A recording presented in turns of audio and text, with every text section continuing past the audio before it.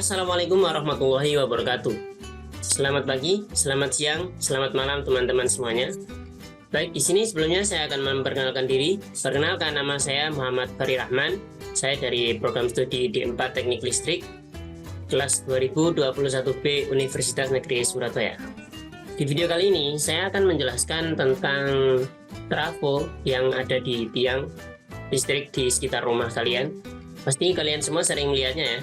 Di sekitar rumah ada kotak di atas tiang gitu. Nah, itu namanya adalah gardu trafo tiang.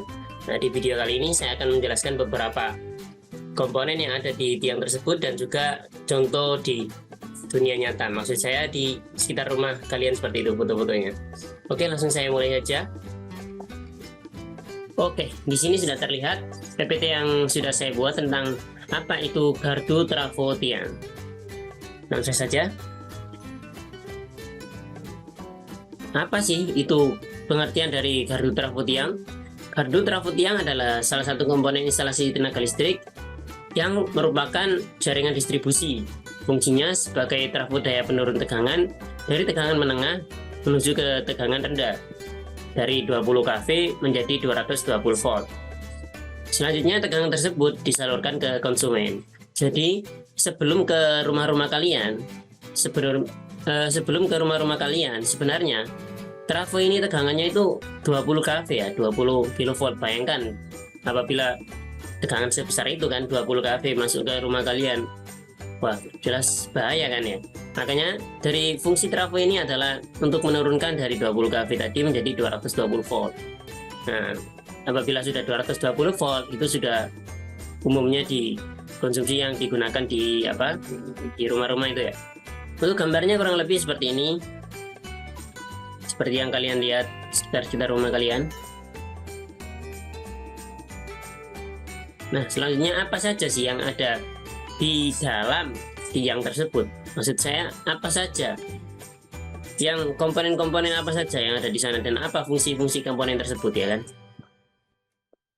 Di sini akan saya urut dari nomor 1 ada SUTM. SUTM itu merupakan singkatan ya. Untuk kepanjangannya adalah saluran udara tegangan menengah. Saluran udara tegangan menengah ini merupakan kabel sumber dari distribusi yang menuju ke rumah kalian itu ini ya, dari sumber ini. Jadi dia sebagai sumber gitu, seperti itu. Sebagai sumber yang 20 kV itu. Nah, itu masih berada di SUTM ini. Makanya kan dinamakan SUTM, saluran udara tegangan menengah. Tegangan menengah itu ya 20 kV tadi.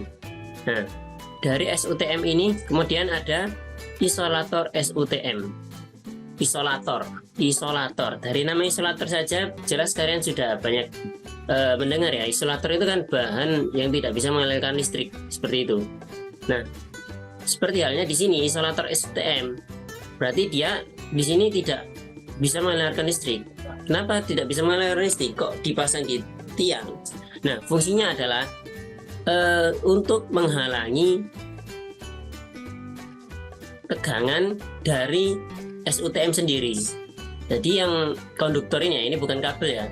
Konduktor tadi yang saya sebutkan di awal SUTM itu dia kan harus menempel ke tiang. Maksud saya harus disangga dengan tiang kan ya, agar tertarik gitu kan. Nah, tapi dia ini kan konduktor. Konduktor itu kan tidak memiliki kulit ya. Maksudnya bukan seperti kabel seperti itu. Seperti kabel kan ada kulitnya di luar yang dari karet itu, jadi dia meskipun dipegang gitu aman. Tapi kalau konduktor ini dia cuma inti dalamnya saja. Misalkan tembaga ya tembaga saja. Nah, misalkan tembaga langsung menyentuh ke tiang, nah itu kan sudah jelas nanti tiangnya ikut itu ya, teraliri arus. Nah, fungsi dari isolator ini adalah dia sebagai mencegah antara konduktor dengan tiang ini supaya tidak mengalir ke tiang. Seperti itu. Selanjutnya ada arrestor atau LA. LA ini kepanjangannya lighting arrestor ya. Nah, itu sebagai pengaman trafo terhadap tegangan lebih yang disebabkan oleh sambaran petir. Nah, nanti dari LA ini di sini mungkin kalian bisa lihat barangnya lebih detail. Maksud saya seperti apa sih yang ada di trafo-trafo itu. Mungkin kalian nanti bisa melihat sendiri lewat Google ya. Untuk yang di sini hanya terlihat seperti ini. Nah, ketika nanti ada tegangan lebih dari sambaran petir, dia itu di sini ada saluran tembaga lain yang dialirkan ke tanah. Nah, maka ketika ada petir, dia tidak terpengaruh ke trafo atau ke komponen-komponen lainnya, melainkan langsung disalurkan ke tanah. Dan di tanah nanti ada komponennya sendiri, selanjutnya akan saya jelaskan. Next ada fuse cut off atau CO. Oke, saya geser dulu. Oke, CO atau fuse cut off. Fuse cut off ini sebagai pengaman penyulang bila terjadi gangguan di trafo. Sama halnya seperti arrestor tadi ya, cuma arrestor kan dia digunakan untuk ketika ada tegangan lebih dari sambaran petir. Kalau fuse cut off ini pengaman saja bila ada gangguan di trafo. Gangguan di trafo itu kan ya seperti arus lebih, tegangan lebih kayak gitu ya. Nah, itu fuse cut off ini dari namanya ada fuse cut off. Fuse itu berarti sikring ya. Nah, kita lihat di komponennya di sini digambar ada semacam batang di sini. Nah, ini ya dia yang berfungsi sebagai fuse tersebut. Jadi apabila ada gangguan, dia akan terputus seperti sikring-sikring seperti biasanya gitu ya. Oke, selanjutnya ada SUTR. Nomor 6 ini SUTR. SUTR adalah kepanjangan, maksud saya kependekan dari saluran udara tegangan rendah. Nah, saluran udara tegangan rendah maksudnya di sini dia sudah berupa kabel. Sudah bisa berupa kabel ini ya, bisa dilihat di sini kabel. Nah, SUTR ini dia berasal dari, maksud saya sambungannya itu dari trafo ke nanti ada unit PHP ini. Nah, aslinya urutannya itu setelah apa tadi? Setelah fuse cut off harusnya ke trafo dulu ya, cuma ini urutannya kok nomor 6 SUTR. Jadi saya urutkan berdasarkan nomor saja. Dari trafo ke PHP ini nanti disambungkan dengan menggunakan SUTR ini. Jadi tegangan dia sudah rendah karena sudah melewati trafo. Kemudian ada tempat pemeliharaan. Oh, mohon maaf, ini salah ini. Pemisah antara konduktor dengan tiang. Tempat pemeliharaan ini bukan ini ya, ini salah. Tempat pemeliharaan ini dia cuma ketika ada gangguan pada trafo atau ada perbaikan. Nah, nanti orang dari PLN itu dia memperbaikinya di sini dia. Jadi ada tempatnya buat kita memijak gitu ya di atas. Untuk ini salah ini pengertian ini. Selanjutnya transformator. Transformator fungsinya untuk merubah tegangan menengah 20 kV menjadi tegangan rendah 220 volt. Nah, inilah yang merupakan komponen utama dari gardu trafo tiang atau GDT ini. Komponen utamanya di sini dia trafo yang merubah dari tegangan menengah ke tegangan rendah. Nah, setelah tegangan rendah tadi baru disalurkan ke SUTR, saluran udara tegangan rendah. Kemudian ada kabel ke PHB. Kabel ke PHB ini maksudnya ini ya dari SUTR tadi. Nah, ini kalau digambarkan nomor 9 dia menunjuk panah ke samping sini. Nah, dari SUTR ini sebenarnya dia disalurkan ke sini. Nah, sini terus masuk ke PHB. Next ada PHBTR. PHBTR itu kalau kepanjangannya adalah PHB tegangan rendah. Nah, PHB kan kita semua sudah ketahui, PHB kan ini ya panel hubung bagi tegangan rendah. Berarti dia sudah sebagai untuk tegangan rendah. Nah, ini jika digambar ini kan cuma kotak gini ya. Kalau misal dibuka seperti PHB biasanya ada macam-macam, ada busbar, ada yang jelas ada apa fasa R, fasa S, fasa T dan lain-lain ada di PHB ini untuk mengendalikan panel hubung bagi tegangan rendah dengan peralatan kontrol, peralatan ukur, pengaman dan kendali yang saling berhubungan. Nah, itu. Jadi di dalam PHB ini adalah ada peralatan kontrol, peralatan ukur, peralatan pengaman, kendali yang saling berhubungan semuanya. Jadi dalam satu rangkaian gitu ya. Selanjutnya ada BC pentanahan. Nah, di sini kalau ditunjukkan ada nomor 11. BC pentanahan itu kalau panjangannya bur Cooper ya. Bur Cooper itu seperti tembaga. Bur kan, kalau Cooper kan tembaga ya. Nah, kalau bur Cooper, jadi dia itu tembaga yang telanjang kayak gitu. Jadi cuma tembaga saja, nggak ada kulitnya kayak kabel, kayak ada karetnya gitu, nggak ada. Jadi cuma tembaga saja. Nah, pentanahan, dari namanya sudah pentanahan, berarti dia digunakan untuk menuju ke grounding, tembaga menuju ke grounding. Dari mana? Kita lihat di sini ada titik-titik, ini juga termasuk bore cover ya. Nah, dia nyambung ke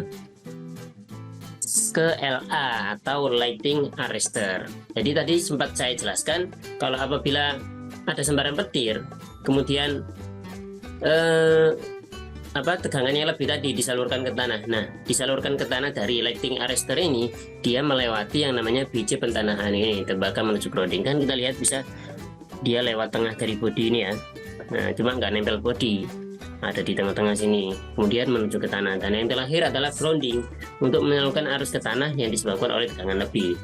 Jadi urutannya untuk grounding ini, dia dari, kalau lighting arrestor ya, dari LA, kemudian disalurkan menggunakan benjai pentanahan, dan di akhir ada grounding yang menempel ke tanah. Nah, ini kan tanahnya sudah sampai sini aja, ini sudah ada garis di sini ya. Oke, kurang lebih itu untuk komponen.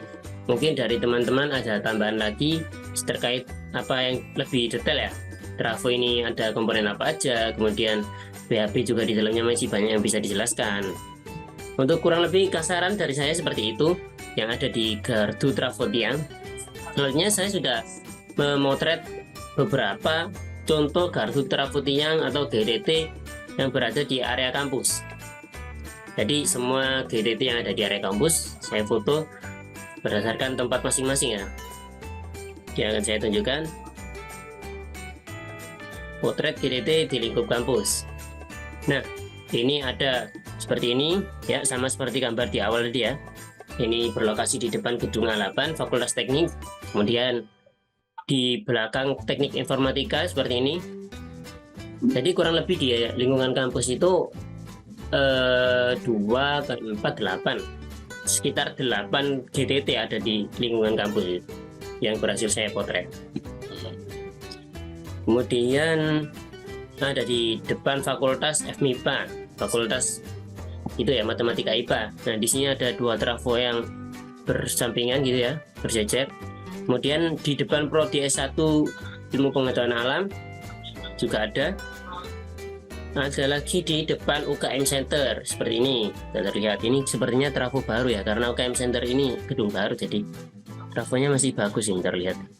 Kemudian ada gerbang depan kampus. Nah, gerbang masuk sebelum kalian masuk kampus itu, kalau kalian lihat ke kiri ada ada GTT di situ. Selanjutnya ada di parkiran Fakultas Ekonomi Bisnis. Nah, ini saya potret dari bawah. Kemudian pertigaan Fakultas Ekonomi Bisnis juga ada. Ada juga di samping Fakultas Ekonomi Bisnis. Oh, banyak ya di Fakultas Ekonomi Bisnisnya. Kemudian ini untuk di samping gedung vokasi. Ada juga di samping lab school. Nah, ini dia tiangnya itu berada di dalam ya, di dalam lab schoolnya, cuma bisa terlihat.